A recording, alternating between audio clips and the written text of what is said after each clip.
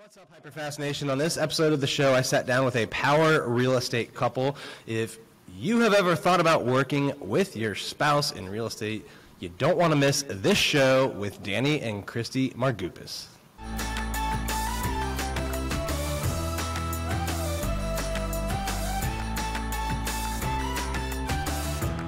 All right, Danny and Christy, welcome to the show. How are you guys doing today? Good, good. How are you? Good. Well, thank you for making the drive up from Fredericksburg to be here in our Arlington studio. Excited to talk about your guys' story, how you each got into real estate, and then what's in store for you. You've got some exciting things. Yeah, we're happy to be here. It was actually a pretty easy drive. So let's kind of wind back to the beginning. I know, Danny, you just kind of recently, in the last couple of years, got into business. Christy, you're like a seasoned vet. You've been doing this since they were using like carbon copy papers on contracts, right? Since 2001. Okay, yeah. So 2001. So maybe not quite back to the carbon copy days. They had internet back then, right? They did. We did still use MapQuest, though.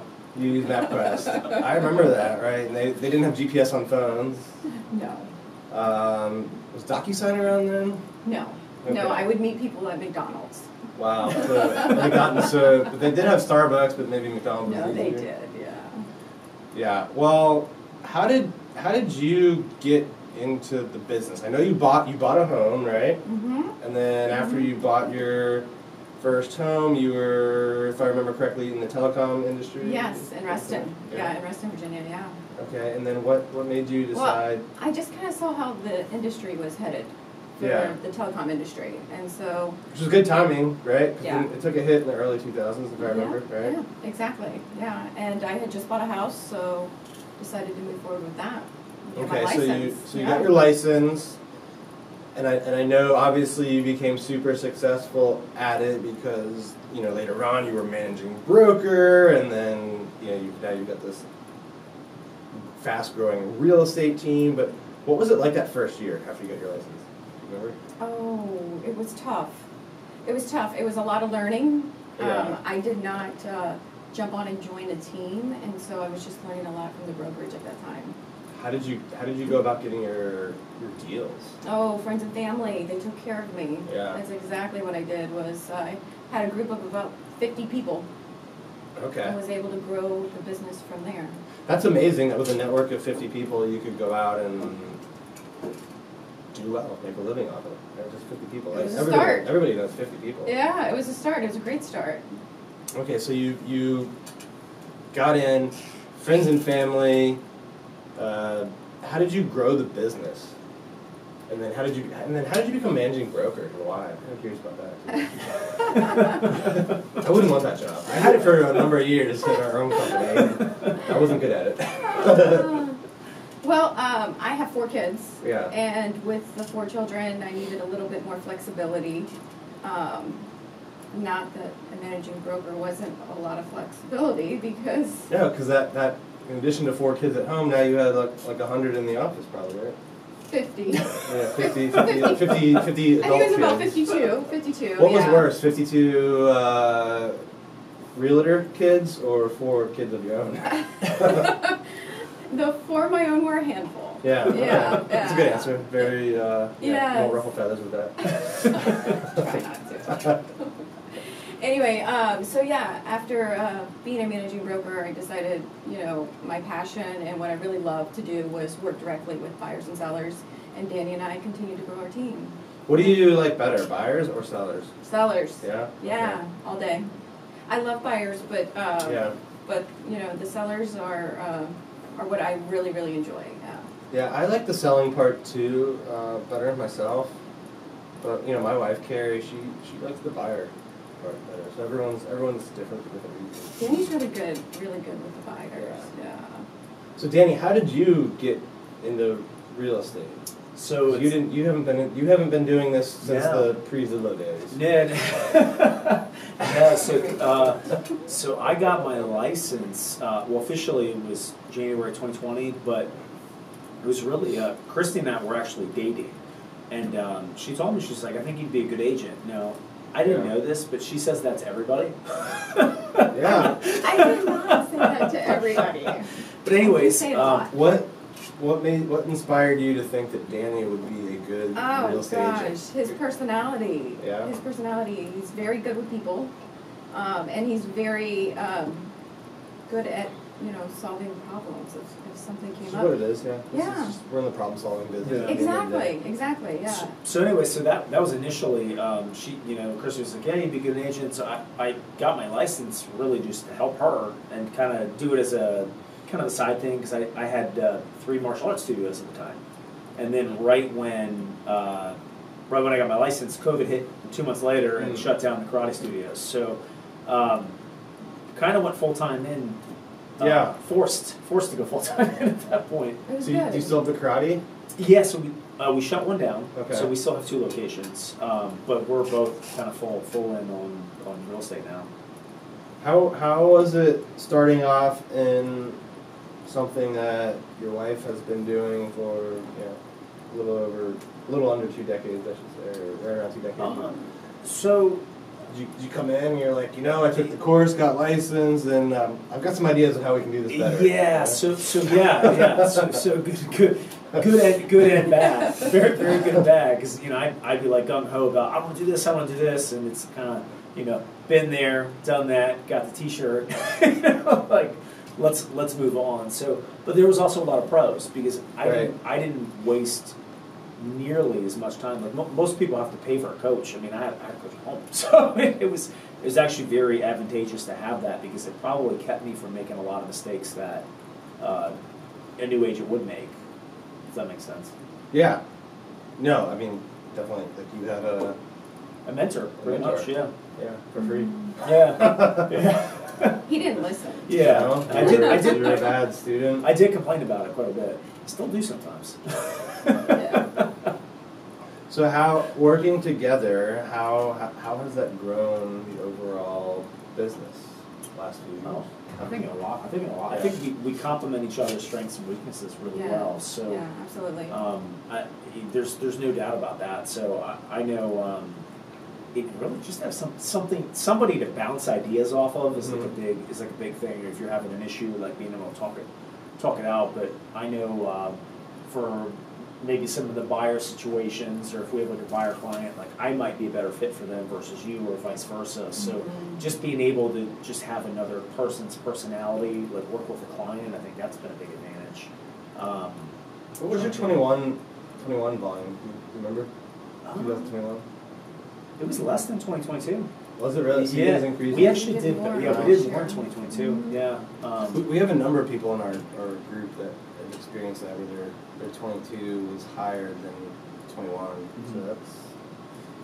So my big hats off to you. No, thank you. No, I know my big frustration in 2021 was because when we initially started working together, I pretty much did all the buyers, unless like what it was one of my sphere, and then 2021 came around, I couldn't get a contract accepted because everybody there was 20 offers and people were giving up their firstborn, and it was just really difficult to get anything accepted. So early 2021 is when I kind of shifted a little bit and started focusing on getting listings, and then that's I think that's probably what helped our volume in 2022 because we did a lot more listings versus 2021. Listings, yeah.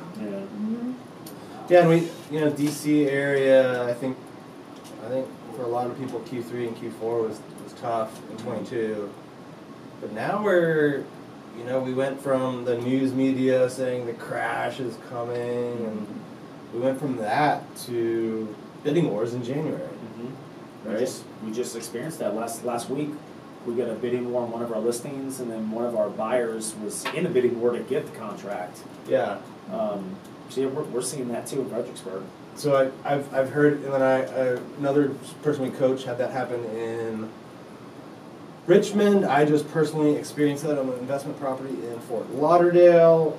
I have friends in San Diego, same thing. So it seems like in multiple markets we're seeing these bidding wars, crowded open houses, multiple offers. It goes back to low inventory. What I started seeing was, this is normal, that we're finally getting back to a normal market. Right. And last year was a little bit crazy, but now that rates have kind of they're normal, and everything going on is more of a normal market for us. Maybe. I don't remember bidding wars in January though. No, but But as far as rates, Yeah. I guess I'm more so referring to the rates. Yeah, Yeah. absolutely. Like 6%, or a little less than 6%. It's not bad. Yeah, I'm expecting a busy spring. What are you guys doing right now for your top 3 or 4 lead sources?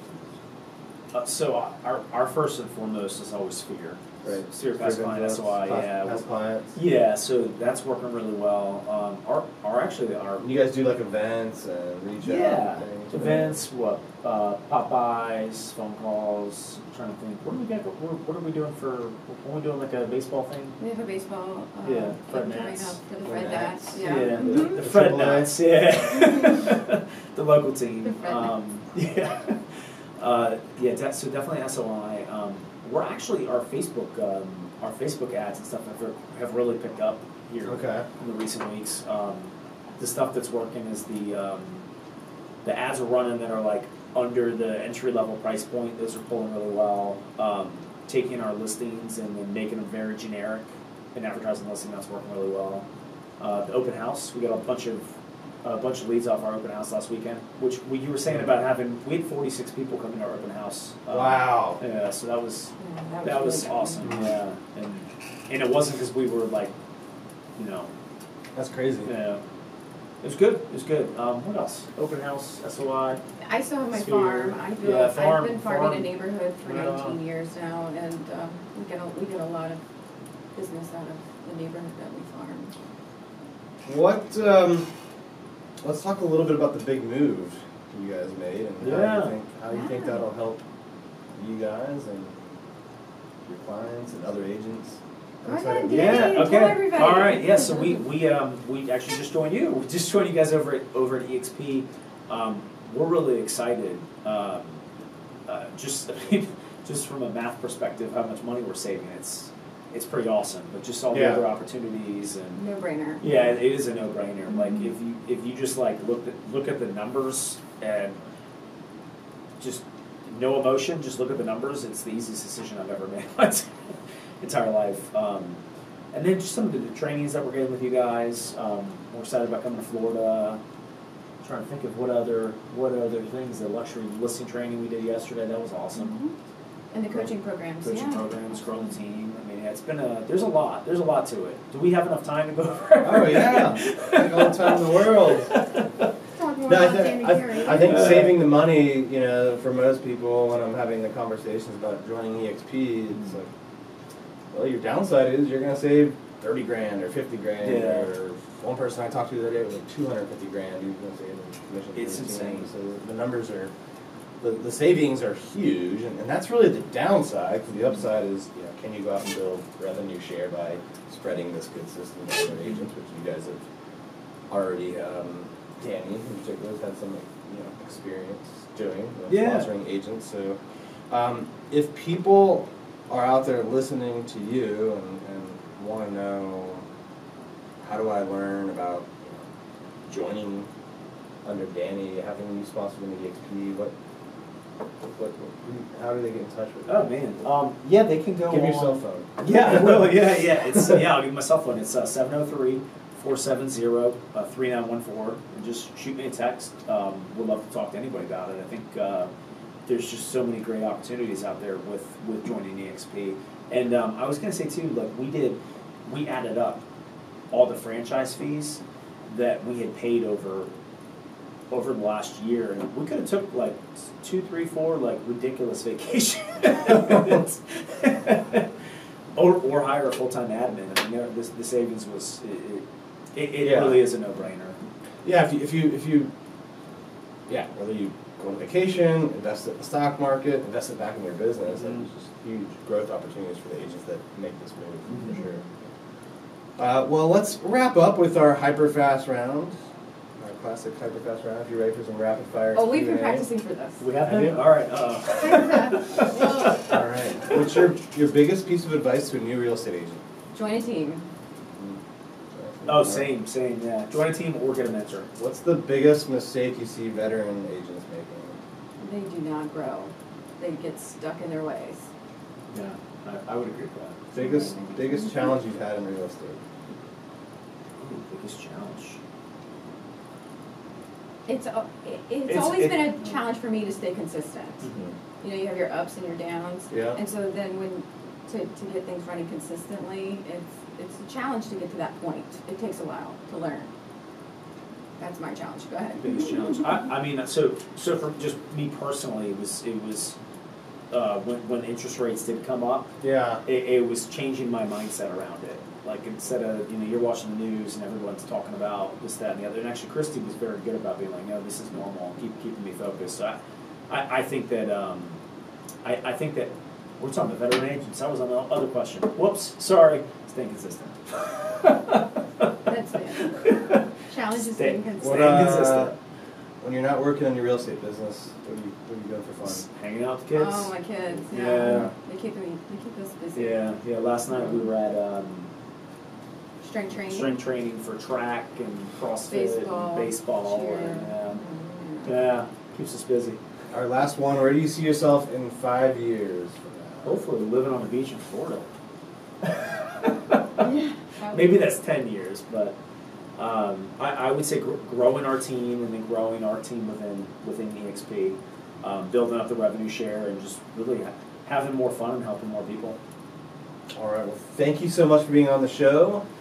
To everyone out there, thank you for tuning in. If you want to learn more about what Danny and Christy are doing at EXP, what was the cell phone number again? 703-470-3914. And if you're a buyer or seller in the Fredericksburg area, how do they? Same thing. Give us a call, and we'd love to help you. All right. Well, thanks for tuning in, everyone. We will see you next time.